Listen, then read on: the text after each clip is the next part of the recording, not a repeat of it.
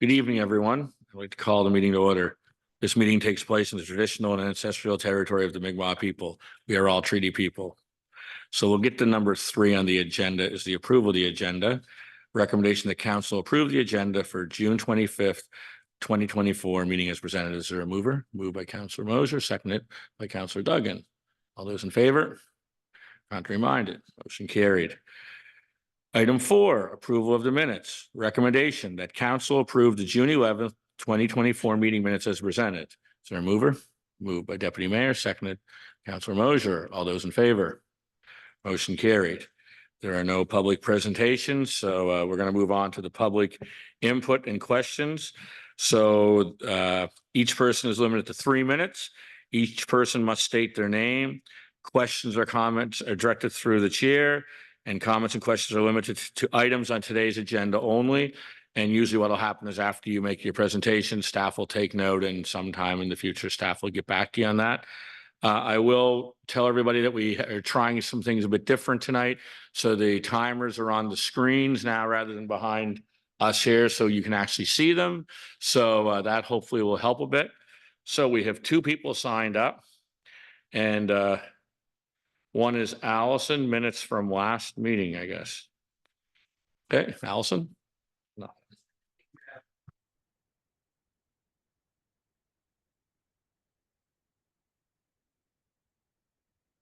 So about the minutes, I wanted to thank council for supporting my application to participate as a citizen on the Cultural Tourism Working Group. And I'm looking forward to the first meeting. But following up on that, although the group has not met, there are various versions of, quote, what's to come, close quote, vis-a-vis the bandstand.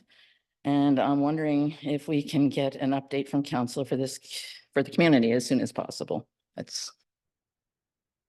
Thank you very much. And staff will have an update on that in the not so distant future. Thank you very much. Next is Alex Ross, EV charging.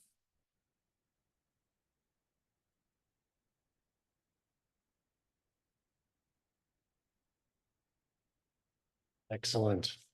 First of all, I just wanted to say thank you to the council for all you do.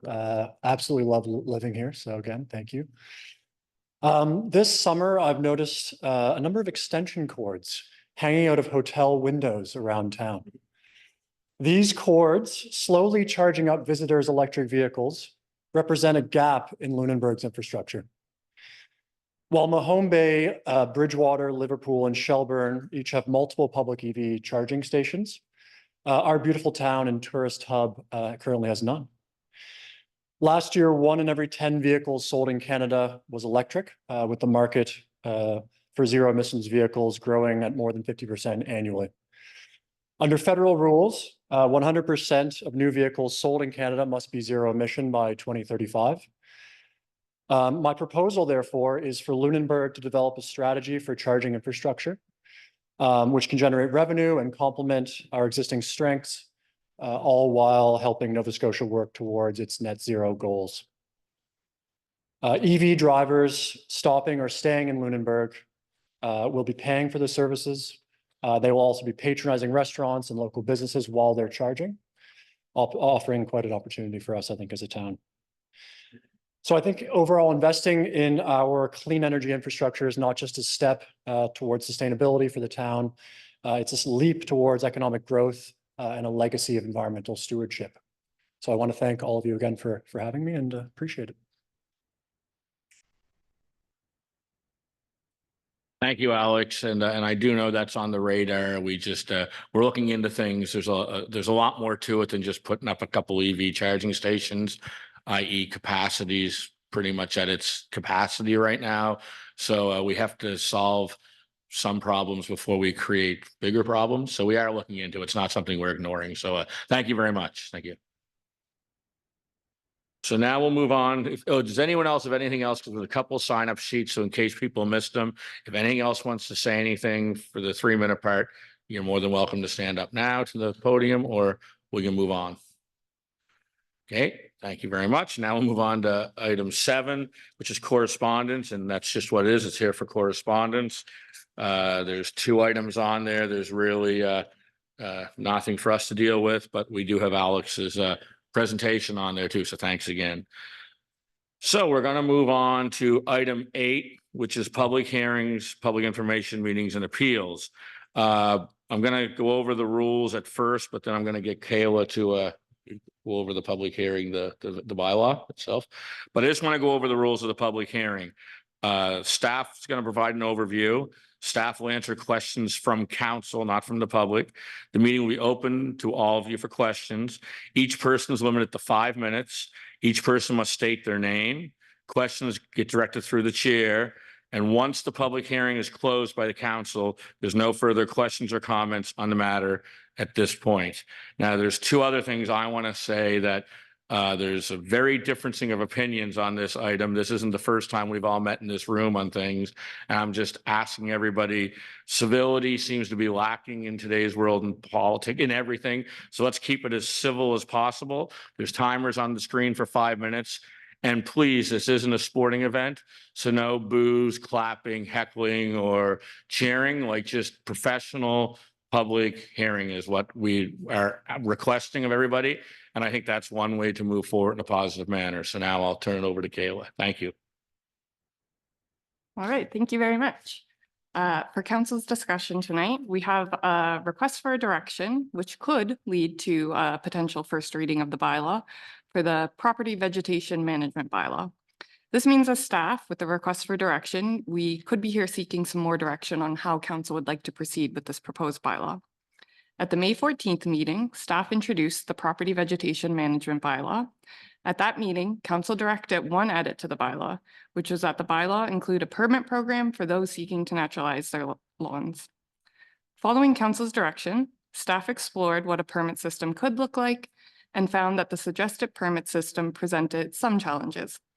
As the proposed bylaw is currently written and the way it was presented back in May, the details of what would be included in a permit application are unclear. The originally presented bylaw does not set specific standards for vegetation height, landscaping aesthetics, or plant types, giving property owners freedom in designing their landscape as long as they do not create a safety hazard. As long as property owners avoid safety or health hazards, then they comply with the proposed bylaw, leaving little relevant information for a permit application. As in, without any restrictions saying what we are looking for in the bylaw, it's unclear what an applicant would be putting in their permit application. As with most new bylaws, staff did consult legal counsel, who also advised against a permit system. Legal counsel believes that the creation of vegetation guidelines, such as trying to determine landscaping aesthetics or plant types, things you might see in the permit application, would require professional experts like a landscape architect, which would then lead to extra costs for the town, as we don't have anyone on staff with this expertise. As the bylaw is currently written, its main objective is to ensure that property vegetation for all properties does not pose safety risks or other hazards.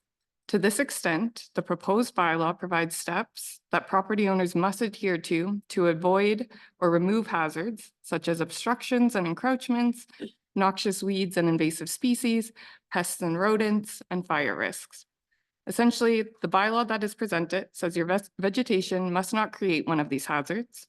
And if it does, the town may issue a remedial order telling you what you need to do in order to be compliant with the bylaw. Or if your vegetation poses an immediate public safety risk, the town can go in and do whatever it needs to do to remove that immediate threat to public safety. While a permit system might not be the right fit for this bylaw, council might want to add some more restrictions. We recognize that, including a turf grass and lawn height limit. The bylaw presented in tonight's agenda package does have this limit, which is new from the first time this bylaw was presented. This would restrict lawn and turf grasses to a 25 centimeter limit. Having a limit like this would still allow property owners to explore naturalization, but might alleviate some concerns that lawns will solely be long grass. The proposed bylaw, as it's currently written, also includes a 1-year transition period for properties changing from manicured lawns to naturalized lawns. During this period, property owners may have grass that might be longer than 25 centimeters as they explore the natural flora that exists on their properties, recognizing it takes time to grow a manicured lawn to something that has more wildflowers. As this bylaw is primarily complaint-based, the town doesn't start tracking the 1-year period until we receive that complaint. Lastly, I want to point out that this proposed bylaw would serve as a tool for staff. Through the powers of the Municipal Government Act, the town has always had the ability to issue remedial orders for unsightly properties. We've only received one for an unsightly property regarding landscaping, and that was appealed in 2023, and the property owner stated they were in the process of naturalizing their yard. The Municipal Government Act provides little guidance on what is unsightly landscaping, making it challenging for staff to determine what is truly unsightly when it comes to landscaping, given the subjective nature of aesthetics. This issue was what's highlighted in the 2023 appeal and how we got to the creation of this bylaw. Therefore, the bylaw clarifies that naturalized areas are not considered unsightly, but it has mechanisms in place to avoid anything that could be a hazard. Therefore, based on this information, staff are either requesting that council provide more guidance in what they would like to see for this bylaw, or if council feels comfortable with the amended bylaw that includes the lawn and turf grass restriction, which is presented in tonight's agenda package, council may consider moving forward with a first reading of the bylaw. And with that, that's my report, and I'm happy to answer any questions. Thank you, Kayla. We will open up the floor now to the public hearing part. I'll just go along in chronological order of how people sign down. And then what I'll do at the end, because some people have come in late and some people might have missed this, I'll give you all an opportunity that haven't spoke. If you want to speak, you can. So first on the list is Allison Stratton.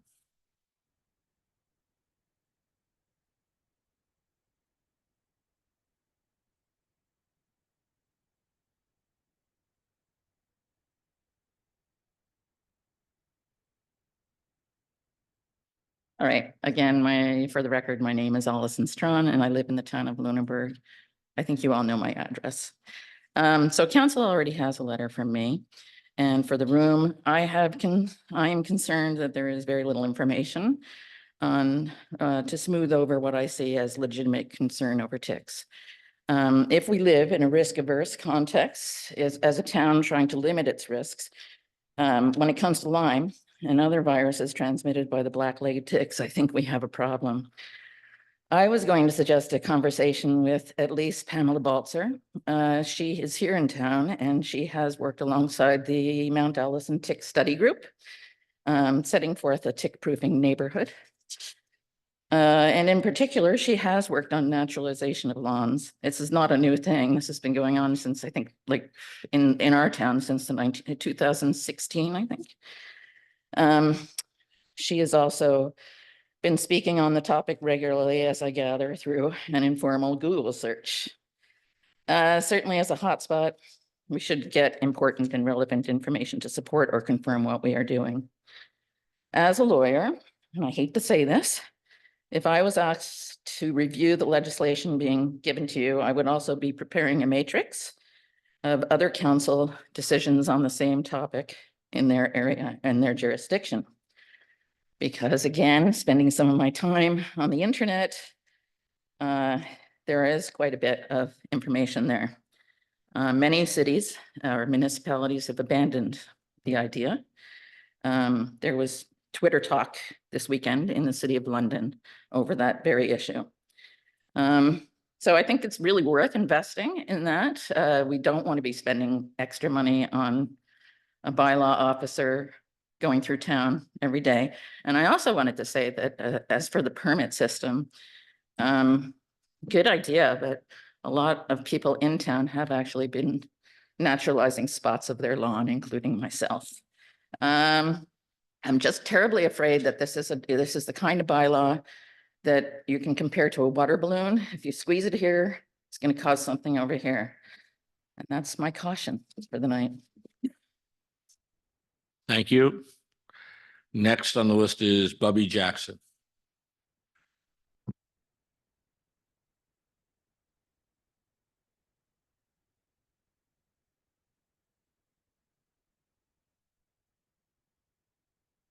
Hi, I'm Bubby Jackson. I live in Lunenburg. Good evening, council. I'm here tonight to oppose the new proposed minimum property standards bylaw. I know my time is brief and I had intentions of reiterating the letter that I wrote and sent to council last week. However, After reading the correspondence of those trying to push the new bylaw through, I decided that my time would be best spent making citizens aware of what the premise of their correspondence was. I was utterly shocked when I read that the group who supports the bylaw would write council and imply that if council didn't do exactly what they wanted with the new bylaw, that they wrote as is, that it would likely result in a legal challenge to the town, our town, the town that we all pay taxes in. This isn't how democracy works. You can't just threaten council with legal action if they disagree with the changes they want to make or what you request over a lawn. It shows what this group is willing to do to get their way in this matter. And I think I speak for the majority of the town when we say that we feel bad that council's been put in a corner. It's my opinion and many others that I spoke with that this bylaw should be dismissed. It isn't needed. Council has the MGA, which clearly states that in regards to public safety, dangerous and unsightly properties cannot be permitted. And in my understanding, public safety does supersede freedom of expression. I could spend the entire council meeting giving you public safety reasons as to why we should prevent this bylaw from happening. But many have already done this with correspondence to council. As I started to talk to people around the neighborhood about this matter, I realized that there are hundreds of residents who oppose this bylaw and the naturalization movement as is, many of which do not want to speak out publicly and want to live in this town while being good neighbors and not cause any issues with their neighbor. However, that didn't stop many of them from reaching out to me directly to ask me to be their voice to council, to ask you to please keep our town safe and beautiful. One neighbor even brought me a tick prevention letter he received from the local pharmacy after finding a tick on himself and being treated this week. This letter came from the Pharmacy Association of Nova Scotia, and I have it here with me tonight. The first suggestion under tick prevention at your home is to keep your lawns mowed and short. This is given out to every patient being treated for a tick bite in our town. I don't know about you, but I would consider the Pharmacy Association of Nova Scotia as experts in the treatment and prevention of ticks. And if they suggest we mow our lawns short, we should probably do so. If for no other reason than to not be a contributor to the ever-growing Lyme disease epidemic happening in our province. I cannot stress enough to maintain your property for public safety. Thank you, council, for your time. I know you have a tough decision ahead of you. I only ask that when considering this bylaw, you ask what's more important, the safety of your residents and the beauty of your town, or appeasing a small group who've decided that the freedom of expression should trump public safety. Thank you. Thank you. Next is Peter Swicker.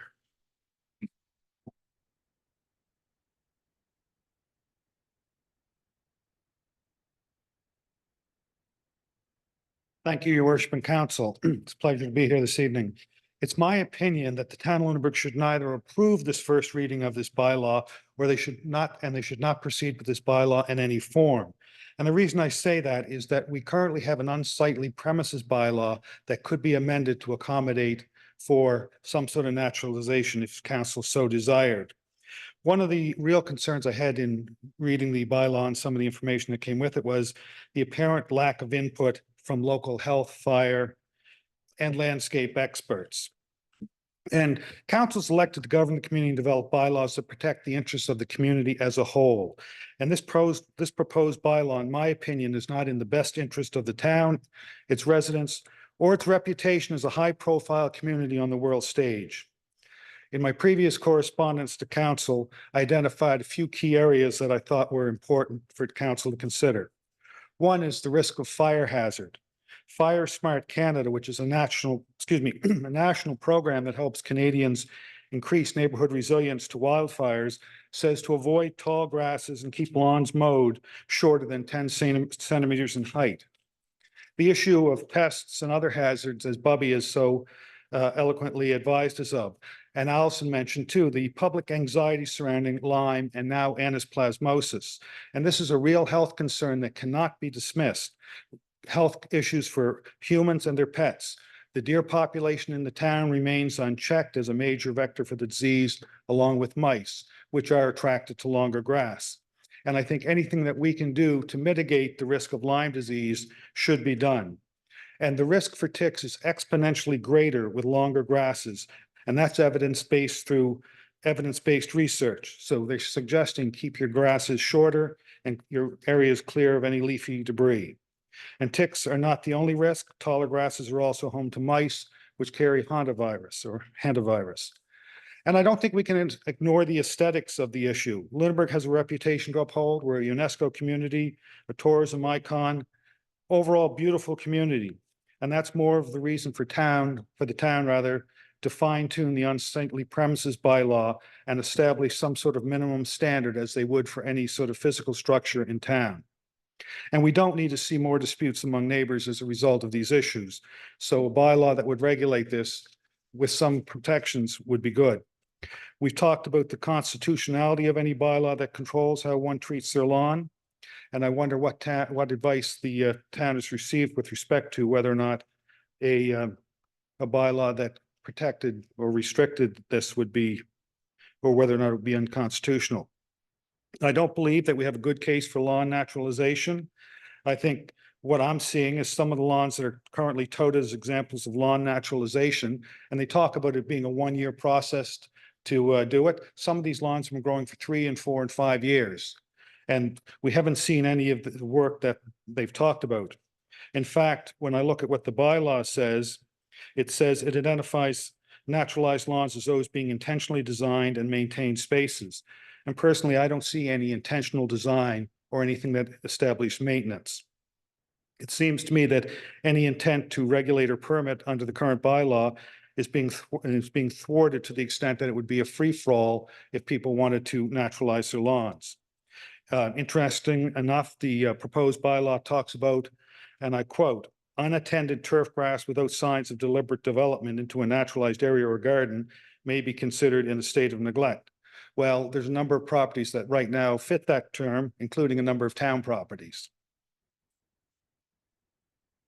A common theme when I did my research on lawn naturalization was that naturalized lawns take a lot of work, and it keeps referencing intentional design. And again, there's properties on Broad Street. I don't see intentional design on any of that. And as I've suggested in my prior correspondence, I'd ask council to take a walk or drive through the community and get an idea on what the temperature of the community is with respect to naturalized lawns. And I think you'd see that the vast majority of residents were opting for a property that's within established community standards. In the development of the bylaw, I see council addressing the wants of a very small portion of the town's population in a very broad manner, and I think that's wrong. So I guess what I'm asking council tonight to do is to not proceed with this bylaw and look at amending the unsightly premises bylaw. And I think council, at the very least, owes it to its citizens to do its due diligence with evidence-based research from a Nova Scotia perspective and not that of some American experts or people living outside the province. Thank you. We have a buzzer now. That's pretty cool. Okay. Rob Jackson.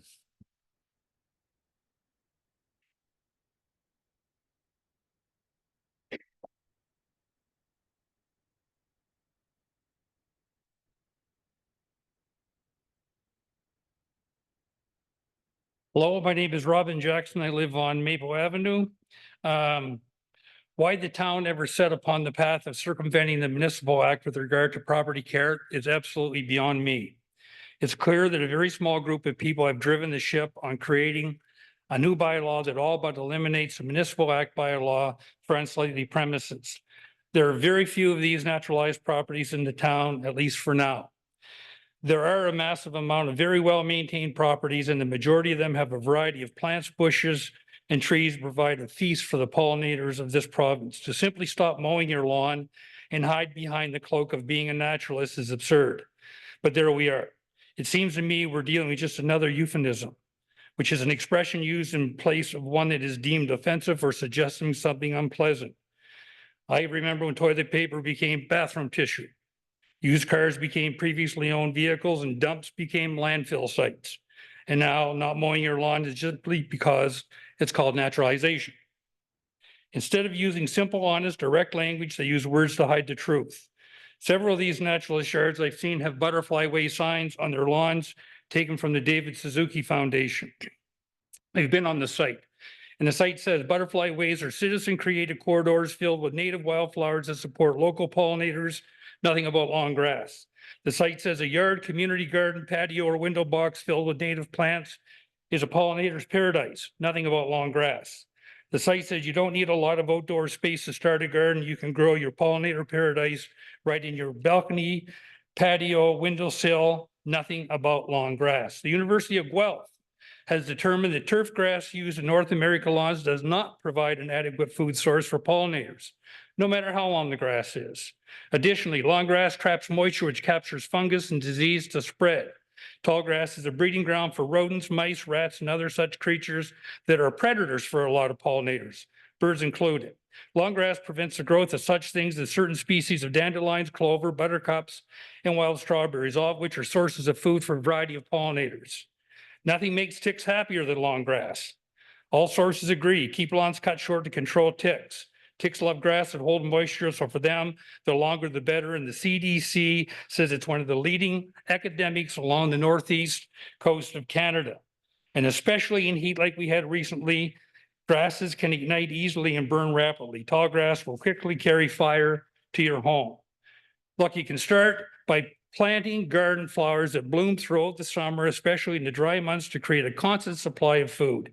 Give pollinators some clean ground, free of predators, a source of water, a sanctuary free of pesticides, give them sun and shade, plant native wildflowers, trees, and shrubs on your property. Dr. Lyons of the University of Guelph also adds an additional source of nutrition for pollinators as flowering trees like crabapple, chokecherry, and even maple, oak, and willow.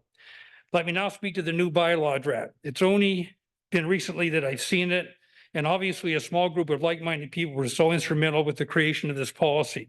I've read the back and forth emails of the town clerk with these 10 or so people, and I'm shocked at how such a small group of people are making these policy decisions. The small group didn't want a height restriction on grass, so the town clerk removed it completely. The small group didn't like the aesthetic regulations with the old act, so the town clerk wrote them out. The small group didn't like the council's proposal for a permit system, so the town clerk removed that. The small group wanted lawn signs for their property, so the town clerk proposed to spend up to $1,000 to put signs on these yards. There are a number of other tweaks that were made, according to the town clerk of these emails, that are in favor of this small group. People that just don't like the existing municipal bylaw, even though just about every other town that I've researched follows this bylaw in one way or another. To the new bylaw, I also discovered there's a massive number of people that know nothing about the new bylaw. I think they just trust the council to make decisions based on the majority of residents, not from a handful of people creating new policy for the town. I may also say that new bylaw is filled with inconsistent, unenforceable suggestions such as residents are solely responsible for maintaining, monitoring, resolving, and removing any levels of excessive accumulations, invasive species, pests, and other undesirable materials. It's an honor system. I can't picture someone crawling through their high grass and find out the number of tick counts compared to my lawn, which has been cut. There are two separate parts of the new bylaws that say a member of the Lunenburg District Fire Department that believe any vegetation or other materials on the property pose a fire risk.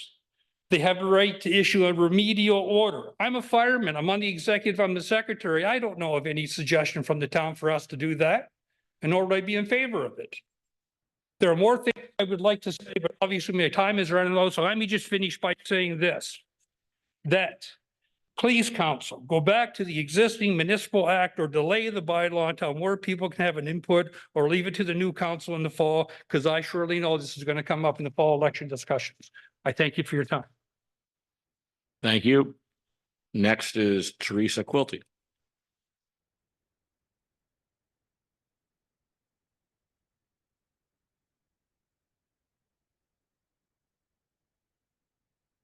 Those are tough acts to follow. Good evening, Lunenburg Town Council. My name is Teresa Quilty. I live on McDonald Street. Thanks very much for the opportunity to speak about this and for the work that's been done. I do support the proposed bylaw as presented this evening without a permitting requirement, and I respectfully ask you to approve it. The proposed bylaw as presented by staff offers a solution for the whole community so that mowed lawns and natural landscapes can actually peacefully coexist with far less room for personal bias, conflict, and complaint. Despite what it may sound like tonight, I think it actually provides a lot more clarity. It respects and protects our personal freedom to choose and manage whatever style of landscape we like, but it holds us all to the same health and safety standards.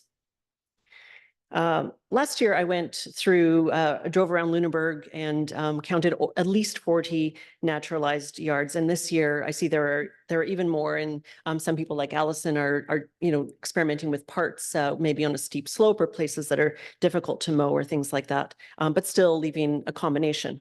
And anyone can see from a stroll around town that Lunenburgers enjoy a wide range of styles in their yards. We can see plenty of mowed lawns. It's true. That is the majority that has been in existence for the last several decades, the dominant style across North America. But we also see wildflower meadows, mixed meadows, vegetable gardens, herb gardens, rain gardens, woodland gardens, English gardens, ornamental gardens, and all combinations of all of the above. There are actually many, many different tastes and styles.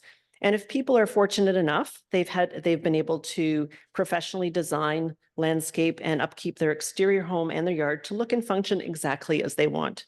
But for most of us in Lunenburg, our home, exterior, and our yard are a continuous work in progress. It's a process of maintaining and creating, and we're all trying our best to manage within our means and our ability to make our yards and our homes what we want them and what we need them to be for our families. Our yard is an important part of our home. We should all be allowed to make our yards what we want and need for our families, as long as we meet health and safety standards. We're not asking anybody else to be like us. We're saying you can do your thing and I can do mine. As much as someone might not like their neighbor's aesthetics, I don't think that it's in the best interest of our town to give neighbors the power to decide what another resident's yard can look like. Who would decide on the aesthetic standard when we clearly have different tastes, needs, biases, and budgets? Even if we're in a minority, does that mean that we shouldn't have that option to choose what our own home looks like? How could the town ever enforce aesthetics without causing ongoing cost, division, conflict, and hardship? Last September, Council voted unanimously to, quote, direct staff to draft a lawn and park naturalization policy to allow and encourage naturalization initiatives, end quote. Council, you did not ask if you should allow naturalization. You asked staff to engage the public and figure out how to ensure it could be done well in a way that mitigates harms. And as with all council decisions, it needs to be in the best interest of the community overall. There have been many people, much time and research that have been contributed to preparing the final version that's in front of you this evening. I believe this bylaw does what you asked it to do in September. It does allow naturalization. It does address the primary health and safety concerns that people have raised. But this bylaw is not a free pass either to neglect your yard or to stop mowing your lawn if you're not in the intentional process of naturalizing, which is a thing. It's not just a made up bogus thing. It's not a license to pile up garbage or junk. It doesn't allow plants to obstruct traffic visibility or encroach on sidewalks or onto other people's property. It does require management of harmful invasive species, such as knotweed and multiflora rose, so that they don't spread beyond one's property or cause more harm than they already are. Similarly, the bylaw does address residents' responsibilities for managing pests and rodents and preventing fire risks in their yards. These latter issues are systemic. They're not something solved simply by mowed lawns. These problems are growing globally, not just in Lunenburg, and they're exacerbated by climate change and biodiversity loss. Many of us are rightly concerned about Lyme. I know because I had it firsthand last year before I started naturalizing. I haven't had it since. But all Nova Scotians deserve a comprehensive system-wide strategy for the epidemic of Lyme and other tick-borne diseases. Individually mowing paths can be a great way to reduce your chance of brushing against plants, mowing where you do want to walk, but so that you don't pick up a tick. But personal protection is not the same as reducing the massive tick populations. I'm just going to finish up here, or addressing the underlying causes, such as the vectors of overabundance of deer. So in conclusion, I ask you to support this. It's a way for us mowed lawns, natural landscapes to peacefully coexist. Thank you. Thank you. Thank you much. So Jesse Ward's next. And then after Jesse speaks, I'll open the floor to anyone that might have been missed. But again, we've done really well on the first 5.5 presentations or 6.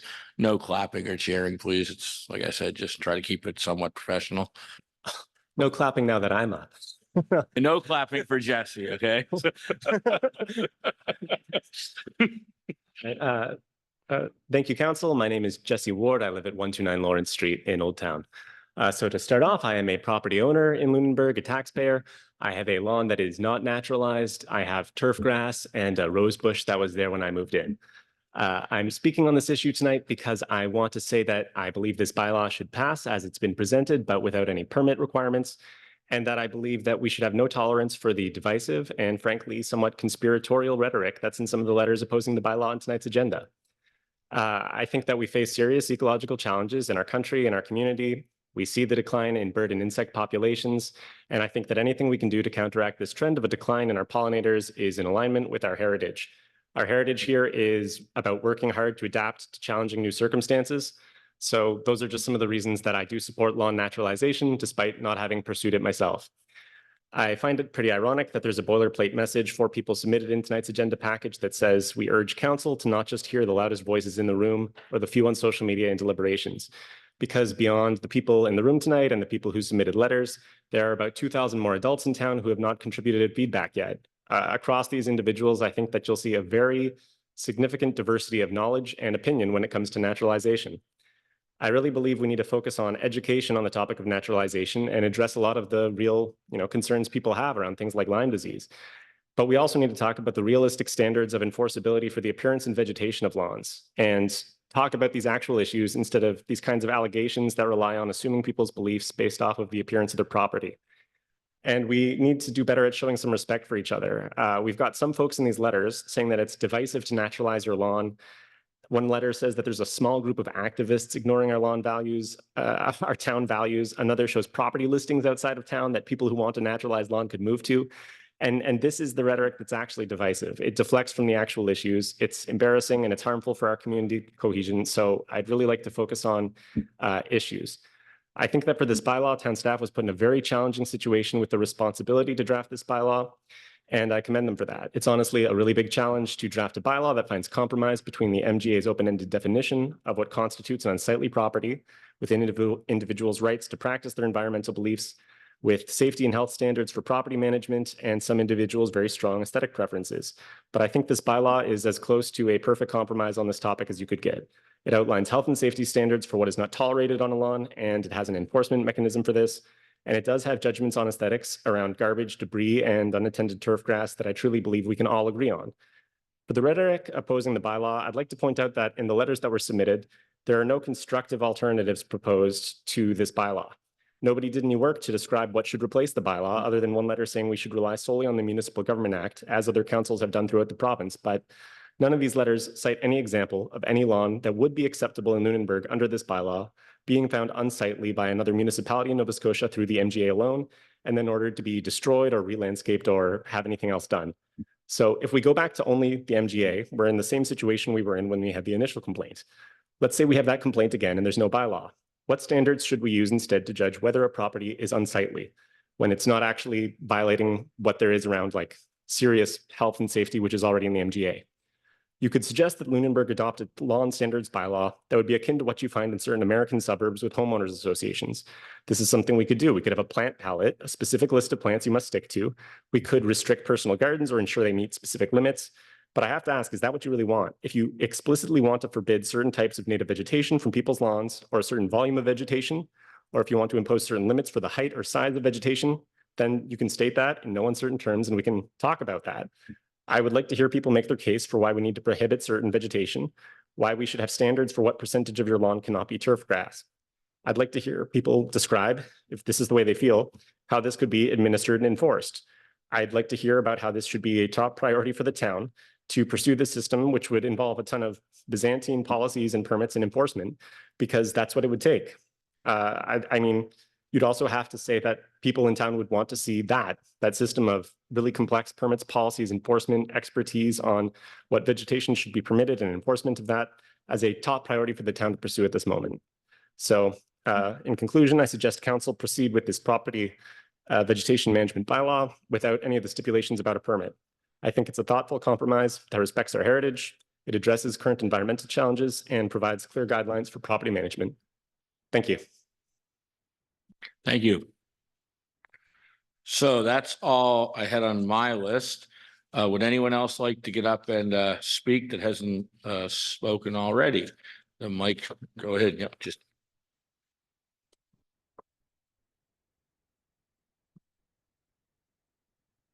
My name is Susan Bullis. I live on Maple Avenue, next door to someone who has tried to naturalize his lawn. My question is this: why Lunenburg? This beautiful town is a World Heritage Site. People come from all over the world to see this beautiful town. And when I drive around and see what some properties look like and what they're doing, it just appalls me. I would like to keep this town beautiful and one that people all over the world would love to come and visit. Thank you. Thank you. Anybody else? Because once we're done, we're going to close the hearing and then that's it for public participation. So does anyone else want to speak? Okay, excellent. So now hearing from everybody, go back to council. You guys prepared to close the public part of the hearing and then we can discuss it? I need a motion, but moved by Councillor Mosier, seconded by Councillor Halverson. All those in favor? Motion carried. Now it's council, you guys have the floor to discuss this vegetation bylaw. So who wants to start? Councillor Halverson.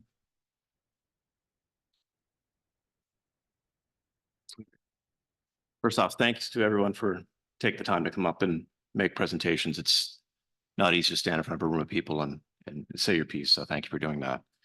I also want to thank staff for the work they've put in on this because it's, as you can see, it's controversial and it's involved. I have a question for staff related to what Peter asked. What consultation was done? He referenced issues around health and safety, fire safety, tick prevention. What consultation did we get done? Where did we look for information in the formation of this bylaw to make sure that those are mitigated? Yeah, so with respect to our fire safety in particular, a part of the creation of this bylaw, we had Bruce Parks, who is one of our unsightly premises administrators and our fire inspector, building inspector. So he has been a part of creating this bylaw and reviewing this bylaw and looking at it from that perspective. As far as the health and safety, a lot of the research went into looking at other communities that have similar bylaws that allow for naturalization. So what we did, we looked at what many other communities have considered and put in. So a lot of the pest prevention that you see, rodent prevention, fire safety, these are all standard in policies and procedures that we see that also allow for naturalization. In those other communities, was particular attention paid to the tick issue? And did these other communities have, obviously we have a problem with the deer, we have a deer problem here. Did they have the same issue? No, so ticks is something that we will acknowledge depending on if you talk to DNR, if you talk to sustainability groups. There doesn't seem to be a clear consensus on ticks, recognizing some people have put out, the pharmacy gives out pamphlets to say, keep your grasses lawn and mowed. So recognizing that is something within long turf grass, which is perhaps why a turf grass limitation might be more advisable to folks looking to prevent that. However, we also recognize, and what I say in terms of, we haven't been able to find a single concise solution on the tick problem, recognizing that Lunenburg County is a hotbed for ticks, no matter where we are or what our properties do. And I don't mean to marginalize people's concerns at all. However, we have all recognized we are already in a serious tick problem, and it doesn't seem to matter if we're on the trails, if we're in ballparks. It's an issue that we do have. So trying to come up with a solution or a cure and recognizing maybe that's keeping turf grass short and maintained. That is definitely a solution that's out there. However, we honestly don't have a clear, concise answer to say this will absolutely prevent ticks in a place that's already a tick hotbed. So not a concise answer on how to deal with ticks. I assume there's more questions, but I'll just ask one more. A couple of people have raised the issue about the MGA being open-ended. in the construction of this bylaw? I mean, I trust staff. I assume you've done your homework on this, but how will this work in conjunction with the MGA? So with respect to unsightly premises and dangerous premises, the MGA is very clear on certain things where it says a derelict vehicle that is left abandoned on your property is unsightly. Danger, we say, is danger. So if you have a dilapidated building that's about to collapse, we acknowledge that that is danger. So the MGA is very black and white on certain things. Where it comes to landscaping aesthetics, the only definition the MGA has is that the landscaping maintained in relation to the adjacent property. Therefore, it doesn't say turf grass must be a certain height, or you must only have bushes to be this height. It just says in relation to your neighboring property, which is how we kind of ended up where we were in the appeal in 2023. Therefore, this bylaw does state that in recognition that the Municipal Government Act is likely intentionally vague on landscaping and unsightliness, we make a statement to say that just because you don't have a manicured grass, we don't consider that to be unsightly. So therefore, what the MGA sets out is really those hazards, fire hazard, garbage, debris, unorganic materials that are in your yard. So that is very black and white, and that does align with ours. The one thing that we are coming out in this bylaw is it's proposed to say, just because you don't have a manicured lawn, we don't consider that to be unsightly.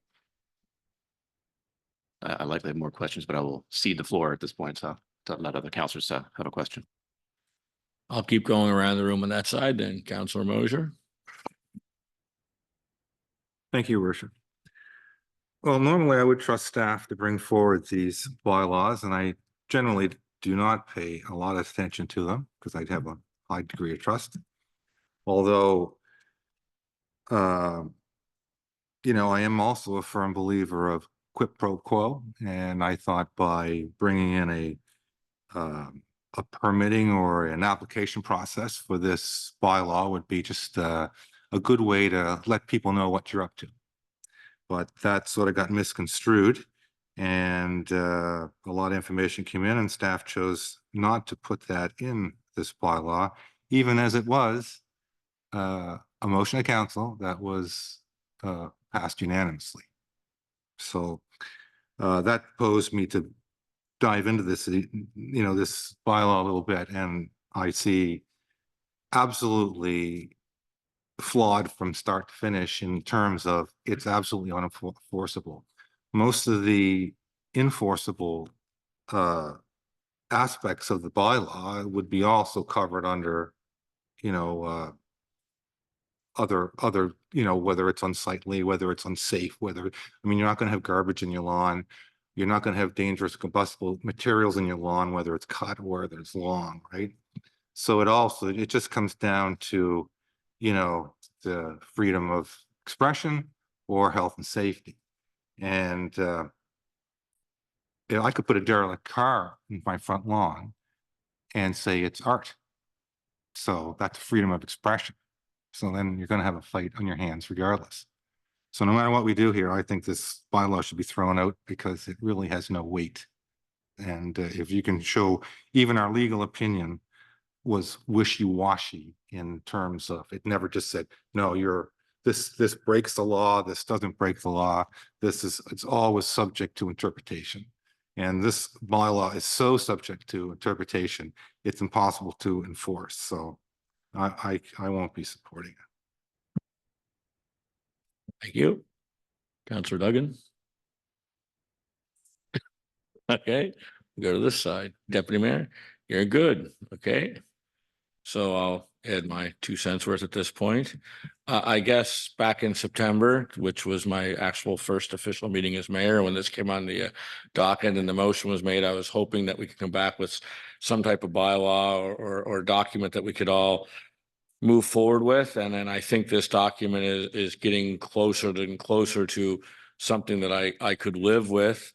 I think it answers a lot of questions. It solves a lot of the problems that were brought up back in September. There are a few issues that I see with it that I would like to see tightened up. The permit process, one might have been maybe the wrong word because permit scares the crap out of everybody.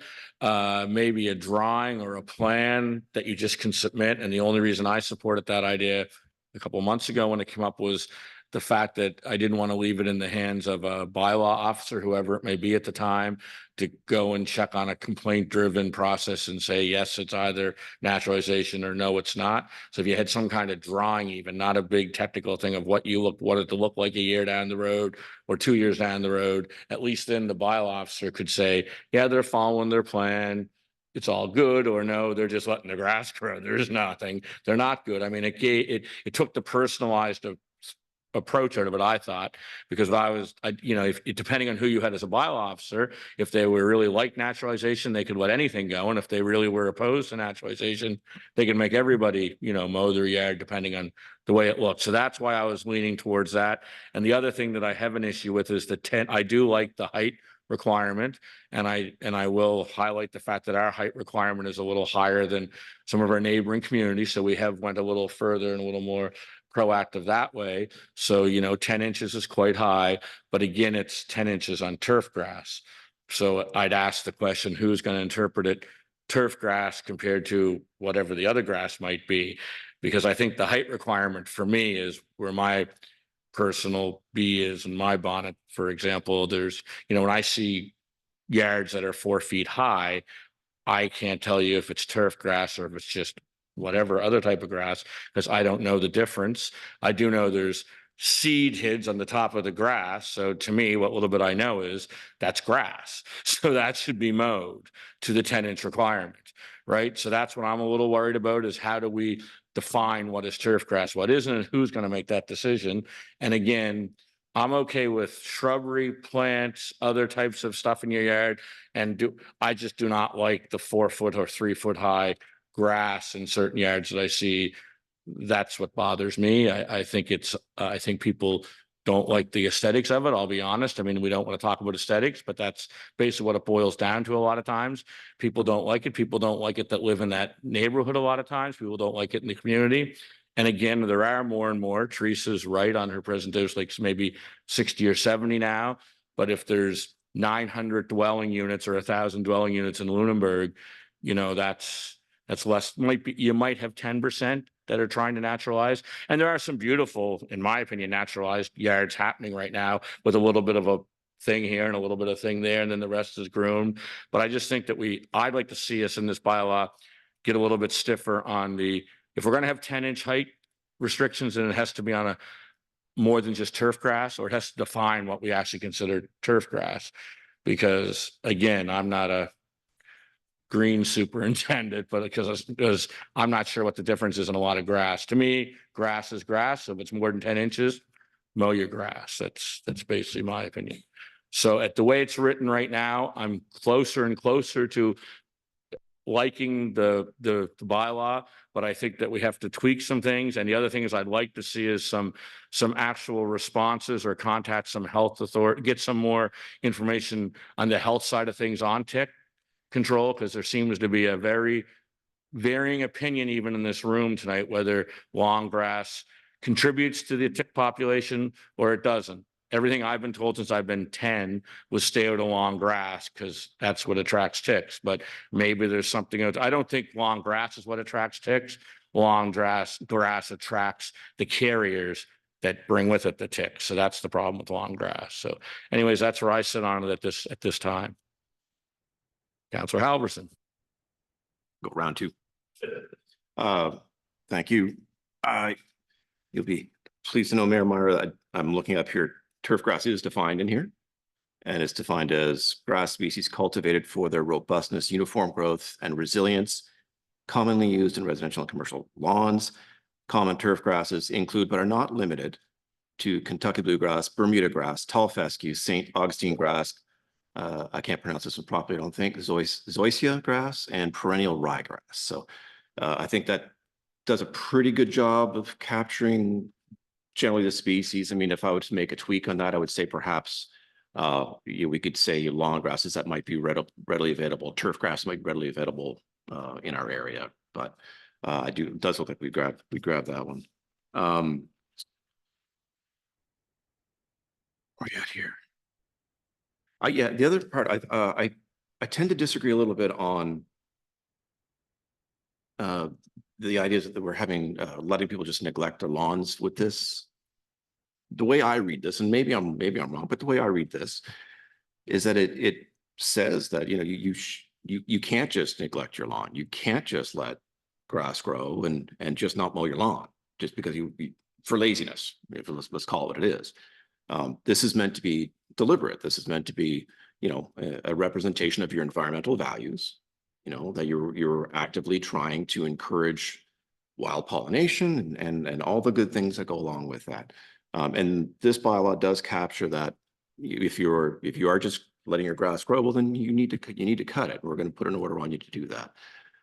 As far as the permitting, I mean, I think staff, you know, I agree with Councilor Mosher. They did get directive to look into this, and I appreciate they did. And I also appreciate the efforts they went to talk to legal. I mean, it seems to me the recommendation that came back from staff, and the reason it wasn't included was to protect the town and council from an unenforceable bylaw, right? If we had put this in, it would be problematic, and we don't want that. So I think that's a good effort. Turf grass. I think that's all I got to say about that right now. So thank you. Thank you. Since we're going around the room, Councilor Mosher.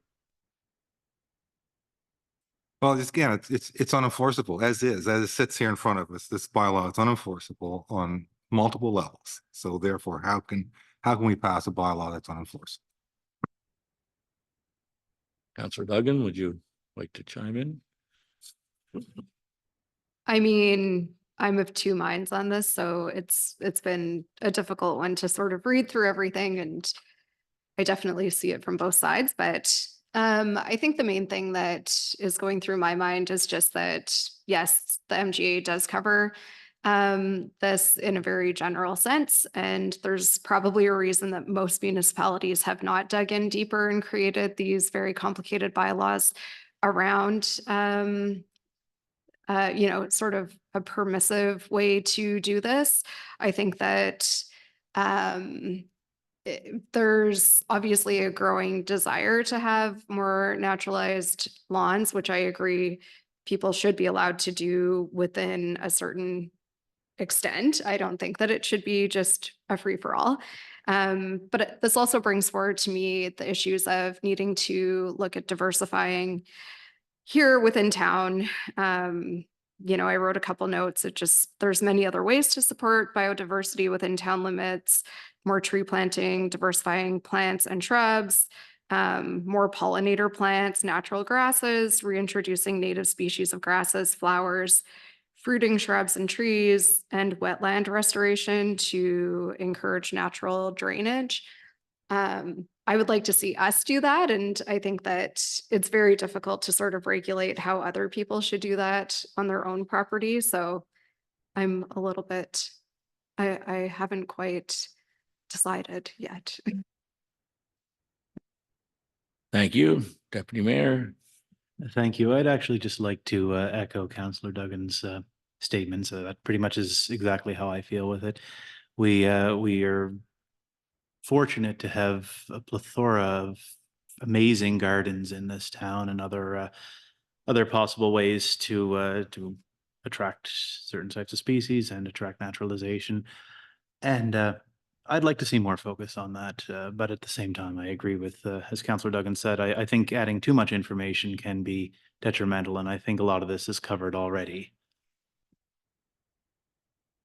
Okay, well, thank you. So basically, there's really three choices here in front of us. Oh, Councillor Halverson. If you don't mind, but before we go into the voting, I just had a couple questions just based on what was just said.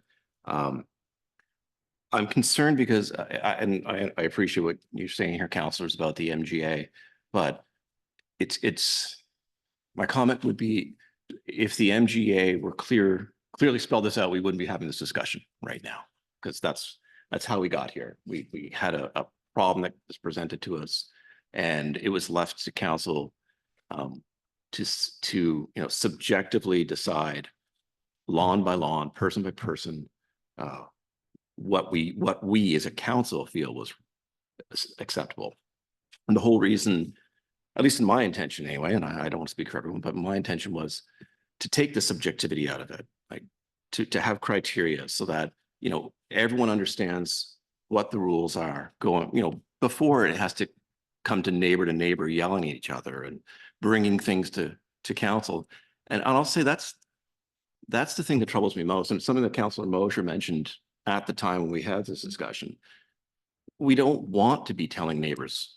We don't want to be dictating to neighbors what they can be doing, right? Nobody wants me to, if I don't want to be saying to you, okay, well, we're going to mandate that, okay, you have to cut all your lawn, but you have to leave 10% wild, right? People lose their minds about that, right? And it's the vice versa. It's fair too. I mean, we have to be respectful of everybody as individuals. And I believe to Teresa's point was, you know, we can, it's an extension of who we are. And as long as we're doing it safely,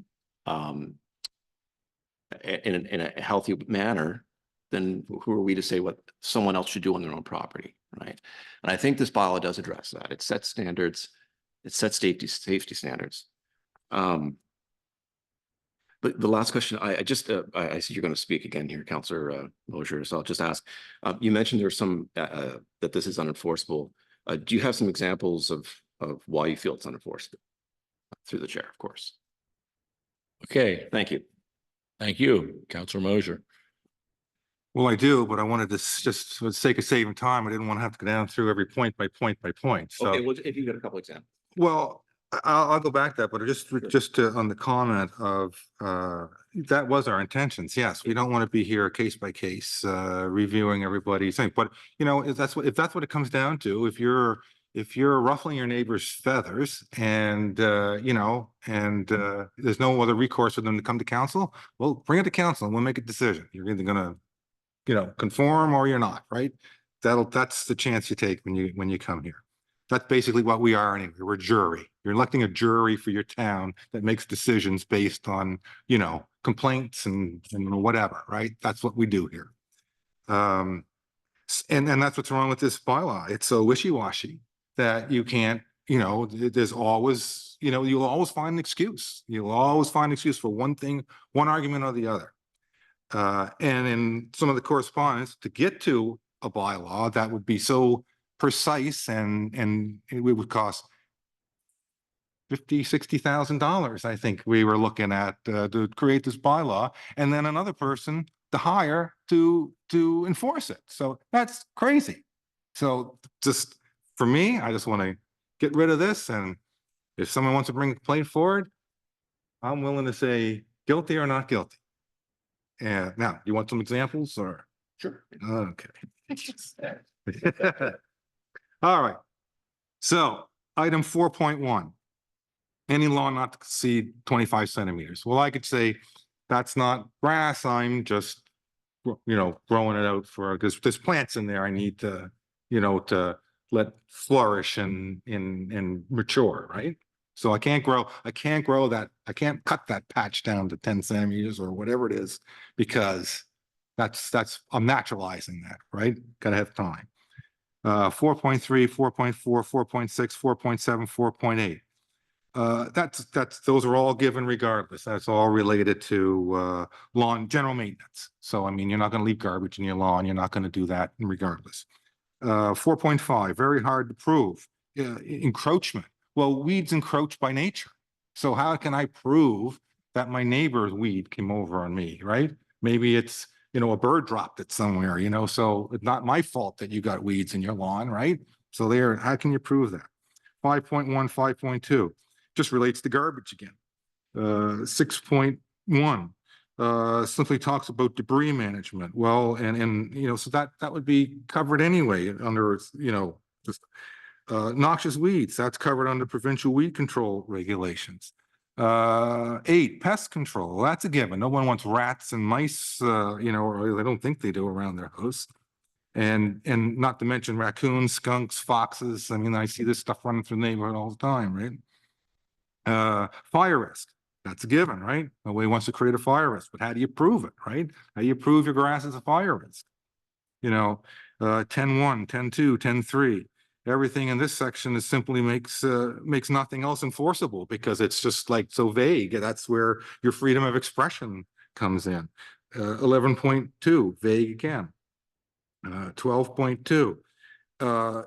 The onus is on the plaintiff. So how am I going to go on private property and show that my neighbor is, doing something over there that's not supposed to? And then the best one of all is 14.2. Property owner has 30 days or a period deemed reasonable. Well, what's reasonable mean? That's again subjective. Prevailing weather. Well, it rained today. I couldn't cut my grass today because it rained. Relevant factors. Well, what are relevant factors? Like a doctor's appointment. I couldn't mitigate the problem because I had a doctor's appointment. So all these things are just subject to interpretation. So how do you enforce something that's that vague? And there's probably more there that I overmiss because I'm no lawyer. Thank you. Anything else? Counselor Halverson. Right. Well, I mean, I will say, I mean, I hear what you're saying through the chair, Councilor Mosher, but I have to disagree. I don't think these are vague. I will say, I do think that some of what you've pointed out there, where it's already covered by the MGA, perhaps doesn't need to be included, might be redundant, right? So perhaps that could be amended. But, as far as when you say, I don't know, what was one of the examples? Ensure the lawn doesn't exceed 25 centimeters and that you can't do that patch. Well, lawn is lawn, all right? We've defined what lawn is. We've defined turf grass. And if that area is over 25 centimeters, well, that has to be cut, regardless to what you might be growing in there, that grass itself has to be cut. So, I mean, we can do those things. And again, this is a complaint-driven mechanism, right? So we'll have to rely on, it would have to get pretty extreme for someone to come up and bring this complaint to town. Right. So I don't think a lot of what's in here is unreasonable. The transition periods and things, I mean, I would like a little more clarification on the 1-year transition, because I do feel like, I've been, since this came up, I thought, okay, I want to find out a little more about this. So I've been playing with it a little bit in my yard. Right. I'm fortunate enough that where I live, I have a fenced backyard. I'm not worried about deer coming in. I'm not worried about ticks getting in there because they can't get in. It's pretty well out of sight for people. So, so I've seen what's, how it develops, and I've managed to do it now. It's June, right? Now I've got a pretty good handle on what's back there. Right. So I do wonder if 1 year might be excessive. I wonder if we could shorten that period. We talked about the permits, $50,000 to have somebody come up and a specialist to determine what we include in those permits. That is excessive. I don't think we need to do a permitting system, and $60,000 or $70,000, whatever it would be to have a specialist monitor that year after year is excessive. I agree.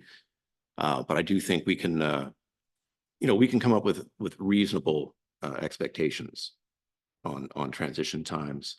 And if we had something, you mentioned the lawn signs to indicate that, this is happening. We don't need $1,000 lawn signs to let people know. I mean, these butterfly ways or whatever. I just think that, I think initially what we talked about was, maybe there's some way of just registering the town. Just let us know that that's what you're doing. That way that we're not sending out the bylaw officer every time we get a complaint. If somebody calls and says this violates the bylaw, we can say, well, they've registered they have until this day to prove that they're naturalizing the lawn, right? And then we got a system, we got checks and balances there is what we're looking for. And that's all we were looking for in this, right? We're looking for a way that we can reasonably allow people to enjoy their properties without being to the detriment of their neighbors. So I think, yeah, there's some tweaks we can make here. Again, like I said, the transition period, in my understanding, could be shortened, but I would look to staff to see, what they've heard from their expertise on that too. Yeah, again, in looking at what some other communities have done, the 1 year to 2 year has been a commonality that we have found.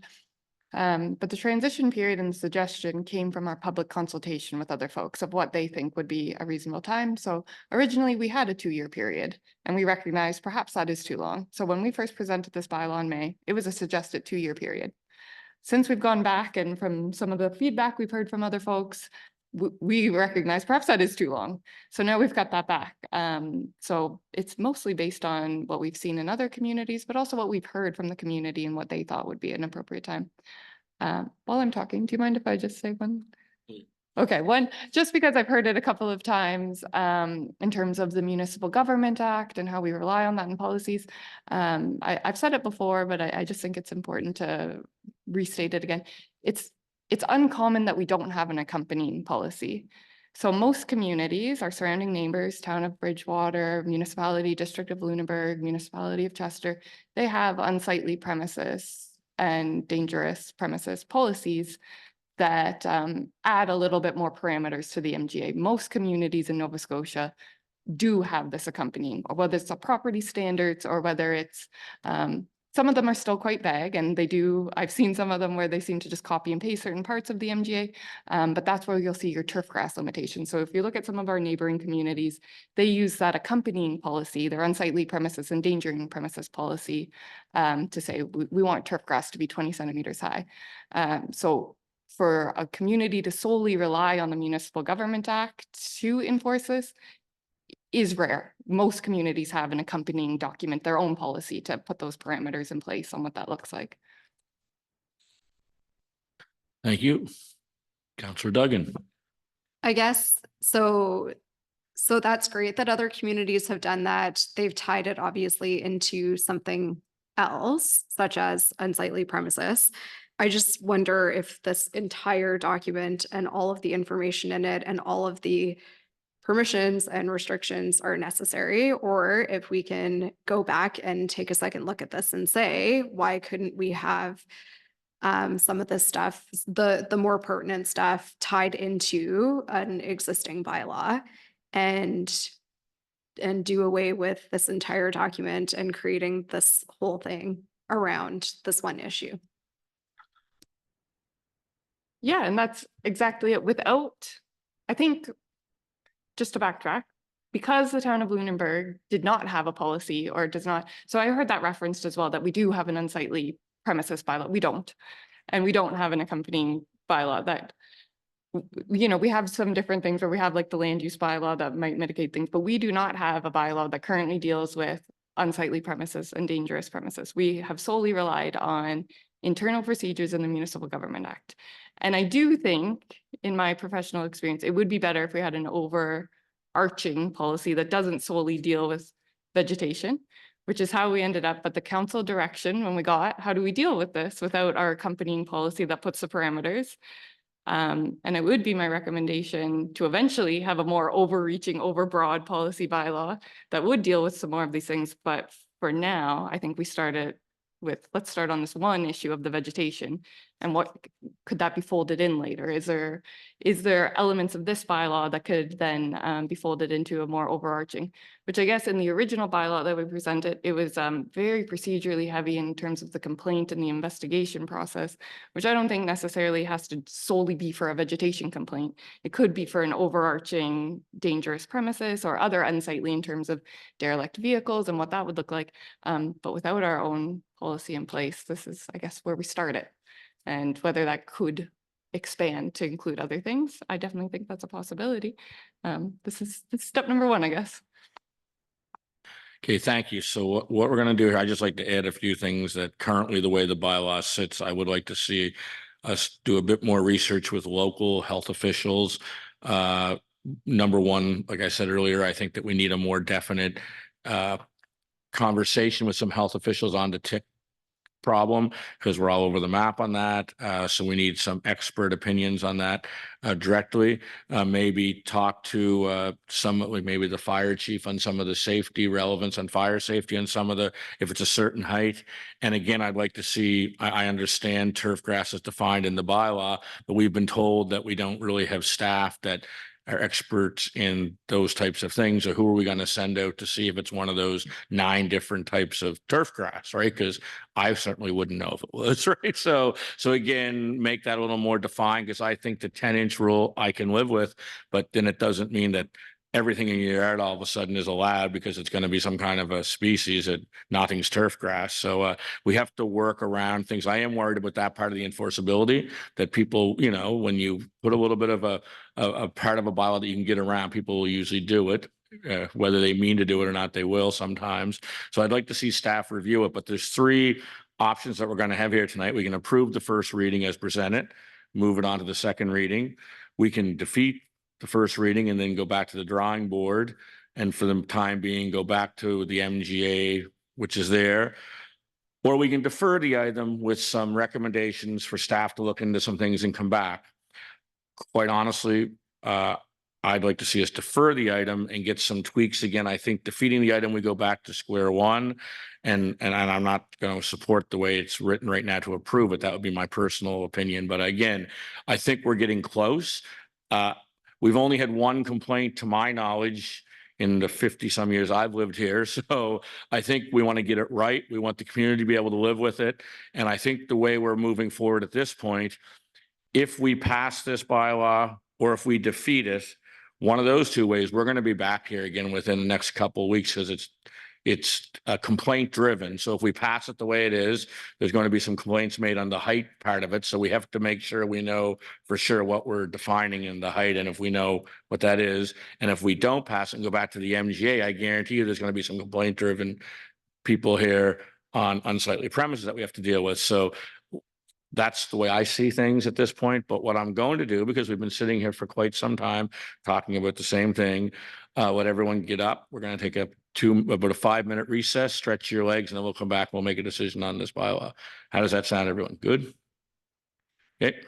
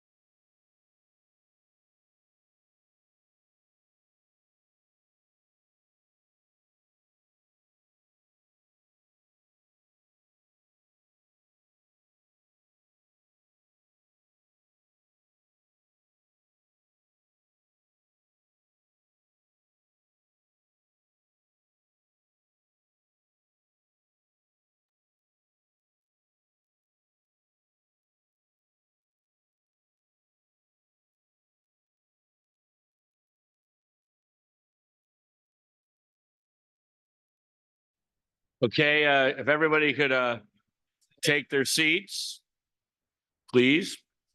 We're gonna get back on the agenda, but before we go to any type of decision or motion, I just want to say that I just want to thank everybody for coming tonight and saying what you said and participating in the public hearing. I think that it was very professional and everyone was very civil to one another.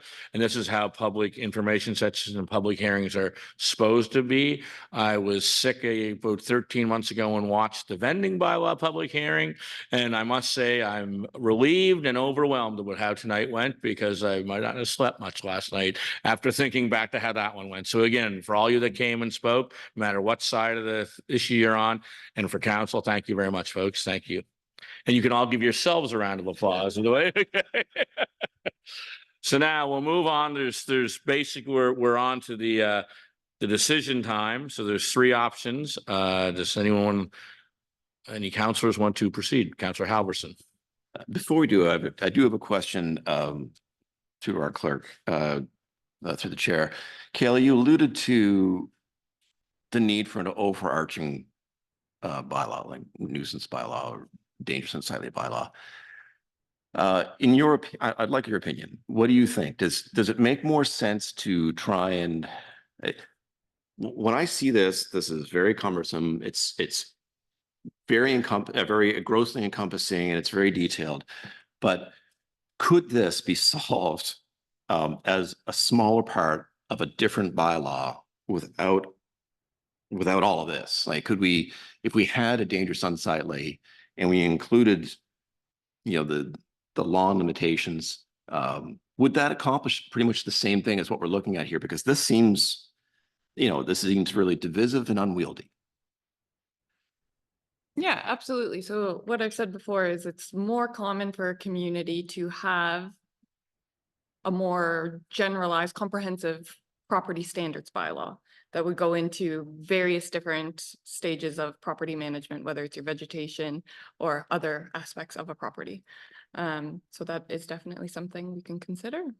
And my follow-up question to that then through the chair, what kind of time frame and what kind of resources would we need to put a bylaw like that in place? So I would say that would depend on the scope. So when we do look at different policies from other communities, in my opinion, a lot of them are quite redundant of what the MGA already says. So it depends on what are the specific parameters we want to set for our community and what property standards are we looking at? Are we looking at vegetation? Are we looking at houses? Are we looking at garbage maintenance? So we would have to put that frame on what are the things that we want to further define that we don't feel like we're getting out of the Municipal Government Act. My question, I guess, through to the CAO, or interim CAO.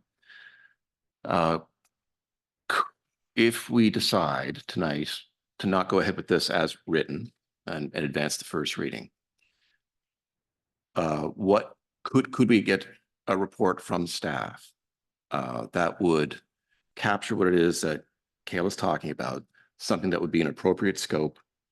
How would we define that scope and put some timelines in place to make that happen, so that we have, I don't want to be redundant. I don't want to be passing a bylaw tonight, which is then, if we're looking at, we should have the bylaw as you're talking about, as our clerk's talking about, and then strike down this bylaw that we're just creating. It seems that's an awful lot of effort.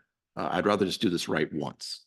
So what can we expect from staff? Is it fair of staff to put together something for us, perhaps based on what our neighboring municipalities have, following best practice, and then taking into account the information we've gleaned here as well, to wrap that on to a dangerous unsightly type bylaw? Through the chair, we could certainly look at bringing forward something akin to a request for direction memo that could propose, to use our clerk's words, a couple of different framing options of the different pieces that may be of most interest to this community to pursue. As you know, this bylaw has been in the works for some time. And if we've learned anything, it's that strong bylaws do take time. So I certainly wouldn't want to overcommit and say that this is something that we could deliver particularly quickly. Something that we would want to take into consideration as the project unfolds is that, again, as we have learned, when you come to a phase where you're looking at a potentially more complex regulatory regime, that does tend to need specificity and guidelines if you want the type of clarity of enforcement that I think some are hungry for. And so going to that next place will almost inevitably mean some expertise. So it is possible that we can bring back, again, a scope information report fairly quickly, but the delivery of that final product, the timeline would really be dependent on council's direction as the project unfolded.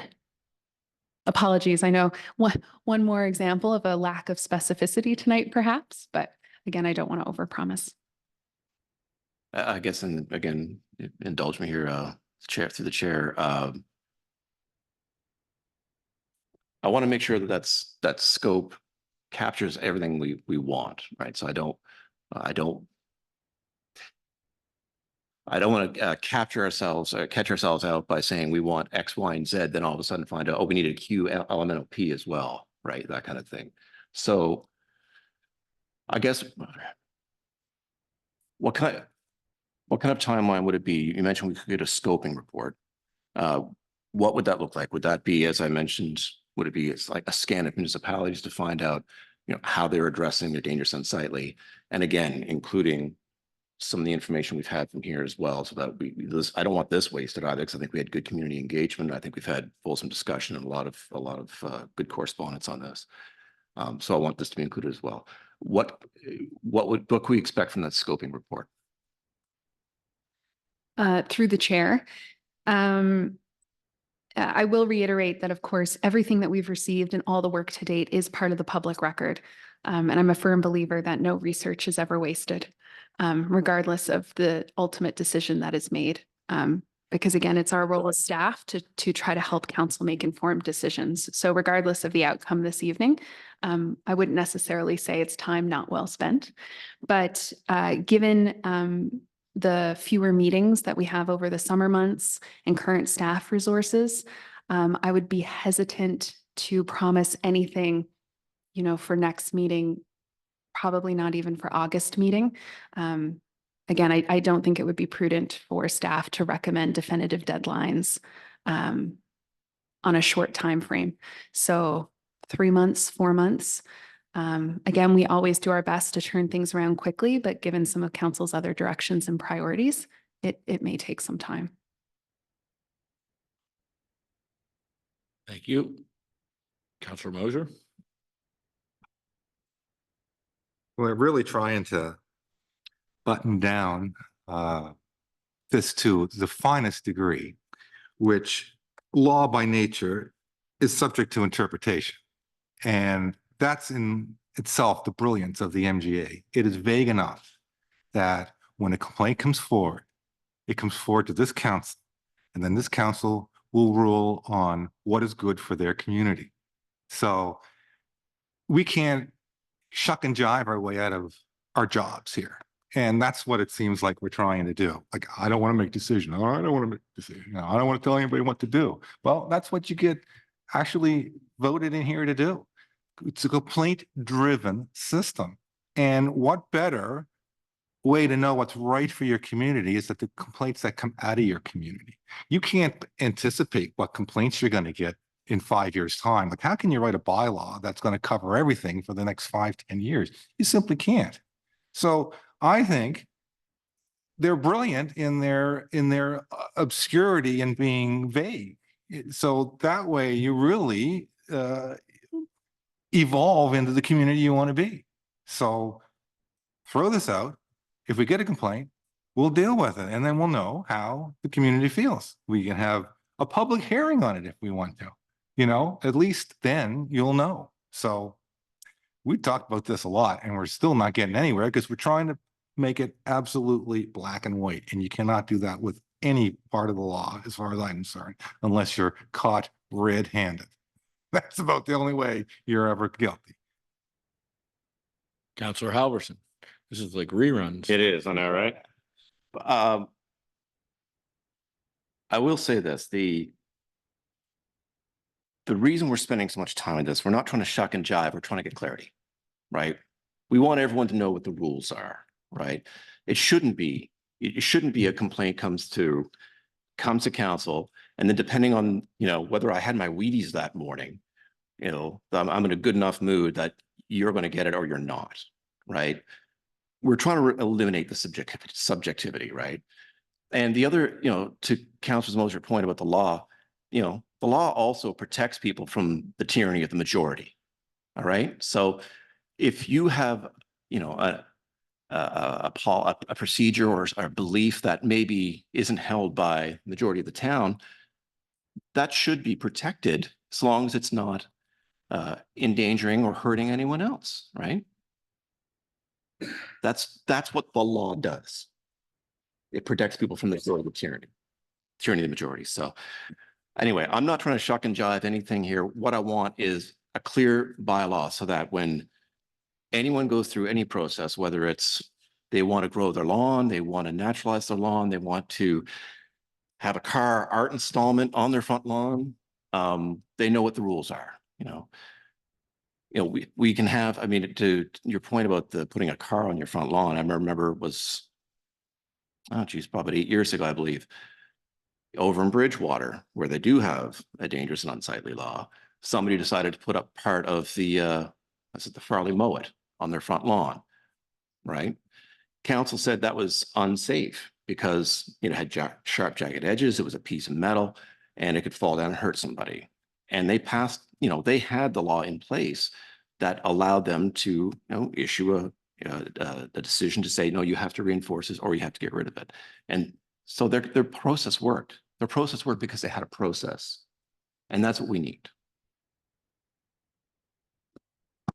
Okay, anything else? Okay, so what we need, because I can't make motions or anything, we need a motion to move forward. There's one of 3 or 4 choices that were brought up here, but one of the 4 counselors have to make a motion to either approve the first reading of the bylaw. You can make that motion, it can be approved or defeated. We can direct staff to go back and make some changes or look at the things that Councilor Halvers and some others mentioned and either come back with a whole complete different document or tweak this one a bit after some of the things they've heard tonight from people. Really, that's your choices. Or we can create a whole new bylaw, get a report in 3 to 4 months and start really from use part of this and start from the drawing board. We have 3 or 4 choices here, but we're not going to appease everybody. Some people are going to leave here upset tonight, but we have to make a decision one way or the other, or we're still going to be sitting here 12 hours from now. So somebody has to give me some direction, and I need it from one of you 4, please. Councilor Halverson. Well, I think from if I'm getting the tenor of the room, there are some people who like this and some people don't, but for the most part, we feel like this could be better. I respect the opinions of everybody around the room here, and I appreciate the suggestion from the clerk that, this perhaps could be better. We would be better served with a different bylaw. So I would move that we don't pass this bylaw tonight, but I would also make another motion to and I would actually look for some help perhaps in framing this, developing an overarching dangerous and unsightly bylaw that would complement what's in the MGA, something similar to what our neighboring municipalities have. So that's 2 motions I would make, is that we don't pass this motion tonight and we make a motion to create, investigate the policy, as I mentioned to our CAO. We probably only need 1 motion, and if we're not going to pass this policy, we don't need to make a motion. The motion just dies on the piece of paper it's on, and now you'd make your second motion at this time to move forward in that direction. So yes, that's what we'll do. That. So Councilor Halverds made a motion. Does somebody want to read that motion off? The council directs staff to explore the development of a comprehensive, dangerous and unsightly premises bylaw. And I assume that would capture, like you said, it's all public record, so the conversation we've had up to this point will be included in the formation of that policy. Yeah, of course. I think especially if there's anything in here that would be relevant to a more overarching policy, as Hillary said, I don't think aspects of this will completely die if it makes sense in the overall bylaw. Okay. Yep, that sounds good. Okay, so we have a motion on the floor. Do I have a seconder? Seconded by Counselor Duggan. Now, do we have any discussion on the new motion?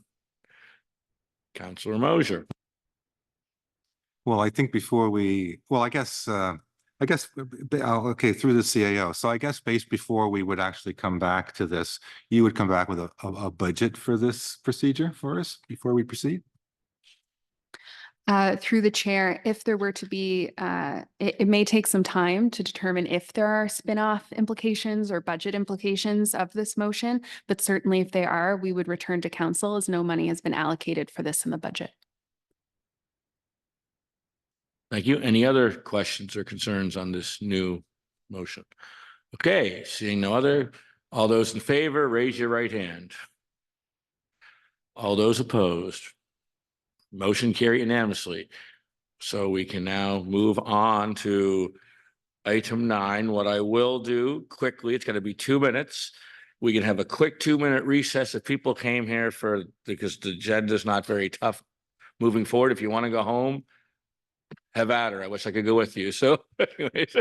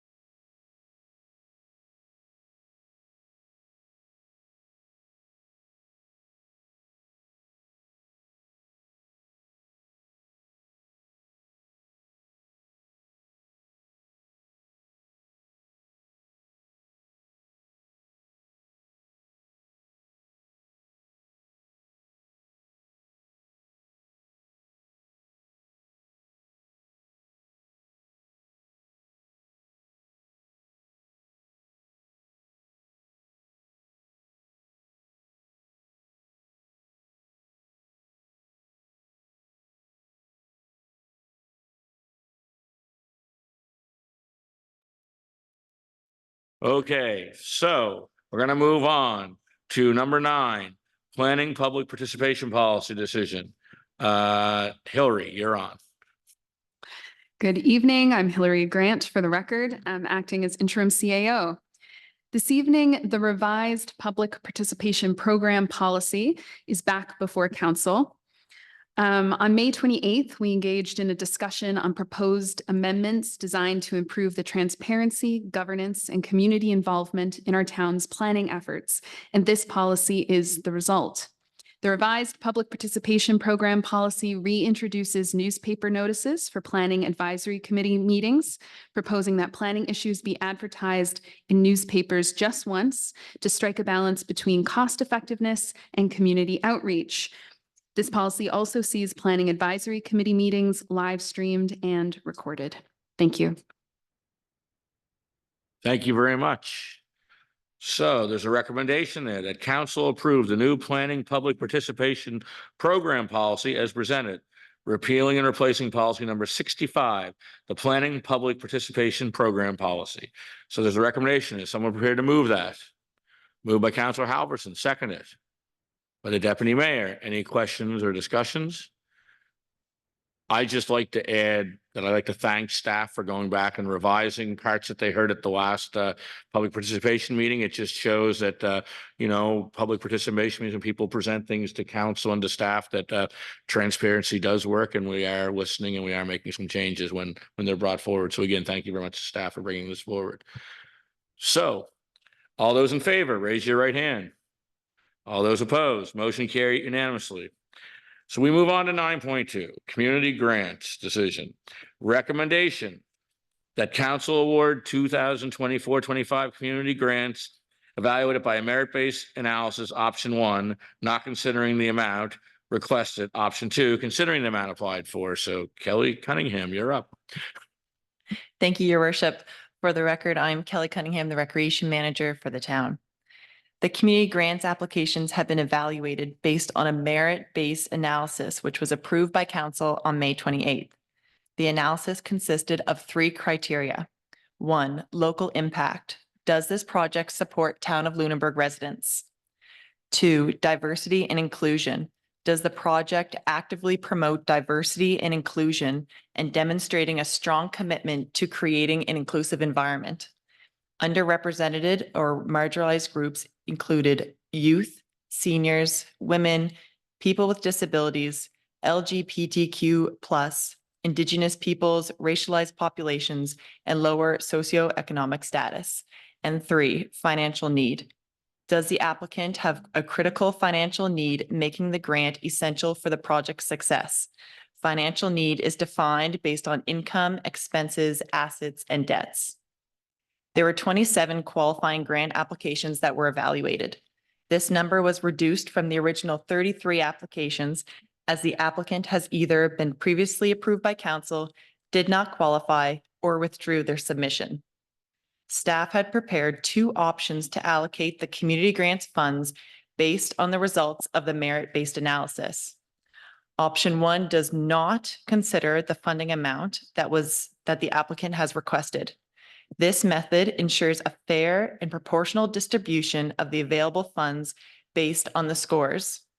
Option 2 does consider the funding amount that the applicant has applied for. Attachment B provides a breakdown of options 1 and 2 with the associated funding amounts. There's a draft motion for your consideration. Thank you, Kelly. So the recommendation is that council, I read the recommendation. So is someone prepared to move that recommendation? And are you removing option 1 or option 2? Councilor Mosier. Moved. Is there a seconder? Councilor Halverson. Any further discussion or question on the motion? Seeing none. Oh, Councilor Duggan. I do want to say one more time that I would like to see more of these funds going directly to services within our town specifically. I know that you guys did this rubric and the grading.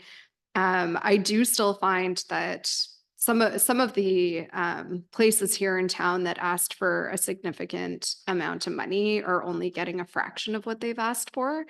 And in the future, I would like us to put more consideration into supporting stuff within the town that does require funding. This is very evenly distributed, and in the future, I would like to see, I guess, just more of a lean towards our services. Councillor Moser.